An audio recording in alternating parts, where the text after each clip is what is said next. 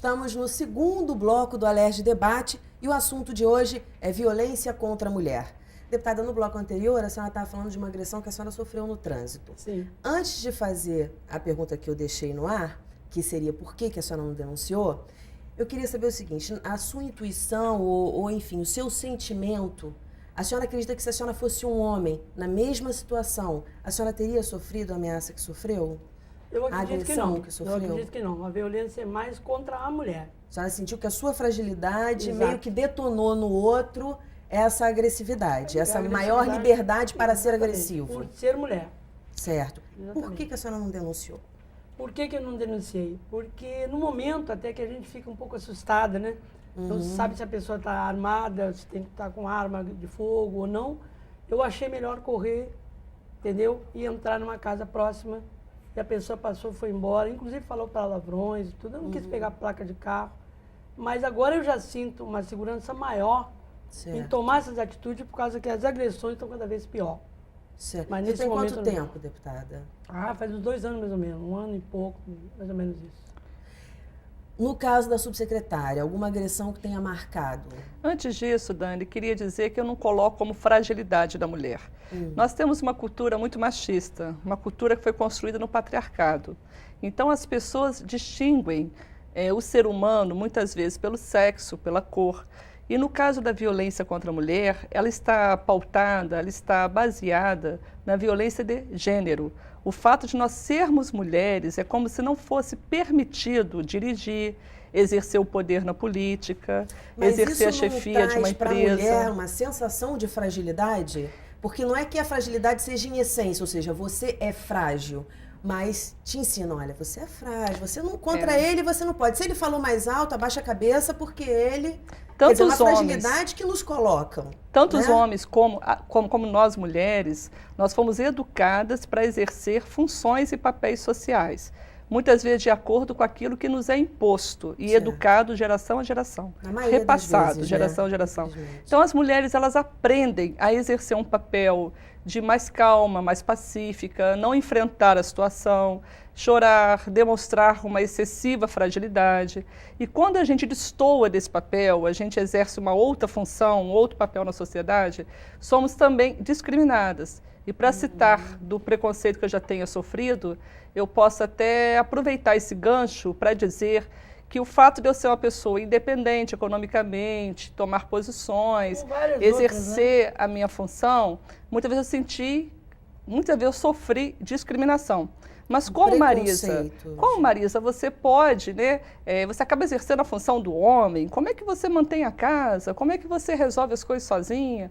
Então você vê que ainda não se tem o entendimento que a mulher é capaz de exercer qualquer função, como o homem é capaz de exercer qualquer função. E que nós devemos compartilhar. Quando a gente fala que só vai mudar, só vai alterar a cultura machista, quando nós investirmos muito na educação de crianças, para que meninos e meninas não tenham mais uma educação diferenciada. Tão diferenciada assim. Sim. É um tipo de violência, é uma invasão, né? Dependendo da pessoa que pergunta. Ah, Marisa, como você consegue fazer isso? É uma invasão, é uma violência, dependendo de quem está do outro lado. Sim, às vezes os próprios homens não compreendem isso também, né? Você não tem certo medo, por que você tem que tomar frente a algumas coisas? Mas eu também sofri uma violência no ano de 99, que foi uma ameaça de morte, praticada por um homem que era um agressor de uma mulher que eu atendia. Então não foi uma violência contra a minha pessoa por ter tido uma relação íntima com ele, porque eu não tive. Pessoal, mas foi em função de eu exercer essa função, né, de estar protegendo. E o sentimento é muito ruim.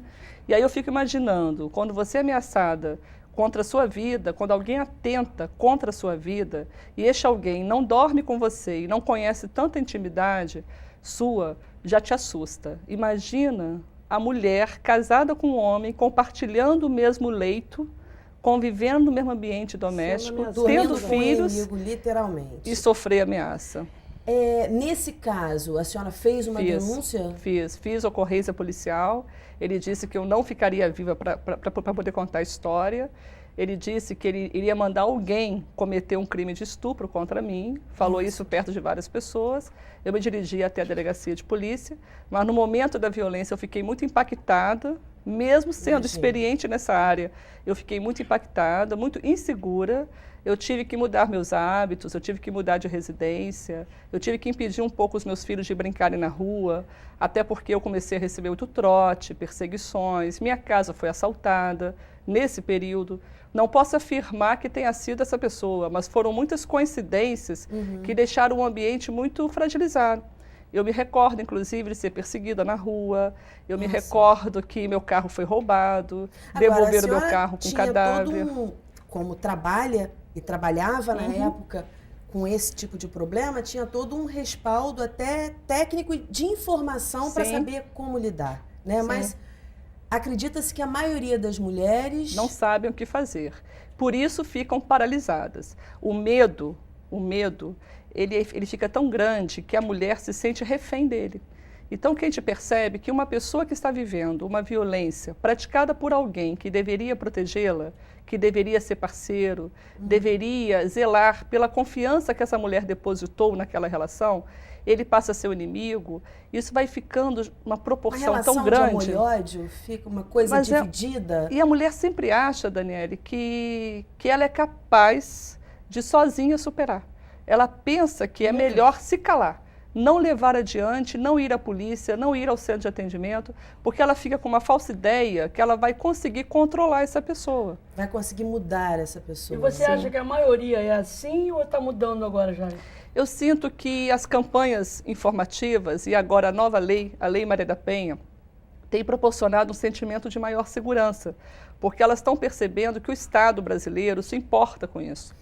A senhora falou uma coisa no primeiro bloco muito interessante, que a senhora acredita também que o número de denúncias em São Gonçalo é muito alto porque há um atendimento à mulher no município. Como a senhora também faz parte desse combate, do combate a esse tipo de violência no Estado, o que a senhora pode dizer, quais os órgãos, quais as instituições que a mulher pode procurar num caso desse? Eu quero informar a todas as mulheres e homens que estão nos ouvindo que desde 88 a Constituição Federal já determina que não se pode haver violência no âmbito das relações familiares. Uma pessoa que esteja sofrendo violência moral, violência psicológica, violência física, sexual ou patrimonial, ela não deve se calar. Se ela estiver insegura, não saber como proceder, ela deve se dirigir a um dos centros de atendimento à mulher, que são órgãos especializados. Nós temos alguns espalhados pelo Estado do Rio de Janeiro, eu vou citar alguns, como também, caso ela queira, ela pode ir direto numa delegacia ou comum ou especializado de atendimento à mulher. Vou fazer melhor então. Há um site que se possa procurar o endereço desses centros de atendimento, tudo direitinho. Eu vou chamar um intervalo. A mulher que está nos assistindo ou qualquer pessoa que esteja interessada vai pegar um papel, uma caneta para anotar que no próximo bloco a subsecretária vai dar todas as orientações. A gente vai para um breve intervalo e volta já já. Não saia daí.